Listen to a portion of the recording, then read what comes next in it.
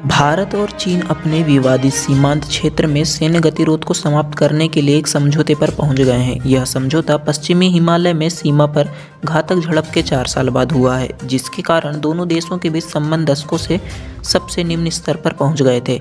भारतीय विदेश मंत्री एस जयशंकर ने सोमवार को एक भारतीय टीवी चैनल से कहा कि सीमांत गश्त पर समझौता इस बात का संकेत है कि चीन के साथ सैनिकों की वापसी की प्रक्रिया पूरी हो गई है, जबकि बड़ा सीमा विवाद अभी भी अनसुलझा है। यह समझौता दोनों देशों के सैनिक द्वारा लद्दाख क्षेत्र में सीमांत गश्त फिर से शुरू करने की अनुमति देता है, जिससे उन्हें अपने अपने क्षेत्रीय दावों को रेखांकित करने की अनुमति मिलती है, जबकि यह सुनिश्चित होता है कि दूसरा पक्ष सोमवार को हुए समझौते का पालन कर रहा है।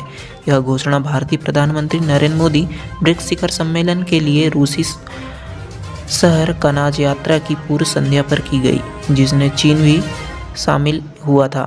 विश्लेषकों का कहना है कि यह समझौता एशियाई दिग्गजों के बीच बेहतर राजनीति और व्यापारिक संबंधों का मार्ग प्रशस्त करता है। यह मोदी और चीनी राष्ट्रपति शी जिनपिंग के बीच संभावित बैठक का रास्ता भी साफ कर सकता है, जो 2020 के बाद पहली होगी।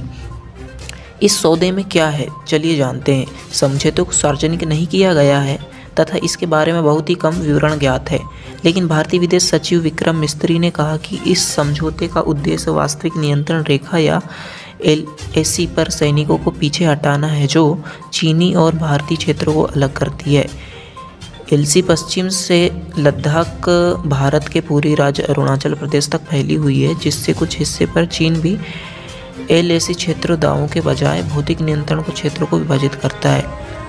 मिस्री ने स्पष्ट नहीं किया है कि इस समझौते का मतलब लद्दाख क्षेत्र में दोनों देशों द्वारा तैनात हजारों अतिरिक्त सैनिक की वापसी होगी या नहीं।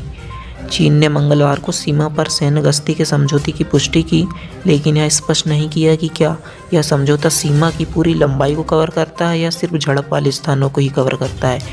एक वरिष्ठ सैन्य अधिकारी ने समाचार एजेंसी को बताया कि दोनों पक्ष टकराव से बचने के लिए अपने सैनिकों को मौजूद स्थिति से थोड़ा पीछे हटाएंगे, लेकिन उन्हें तय कार्यक्रम के अनुसार गश्त करने की अनुमति दी जाएगी। उन्होंने कहा कि मासिक परीक्षा बैठकें और दोनों देशों द्वारा विवादित क्षेत्रों की नियमित निगरानी सुनिश्चित करेगी कि कोई उल्लंघन न हो।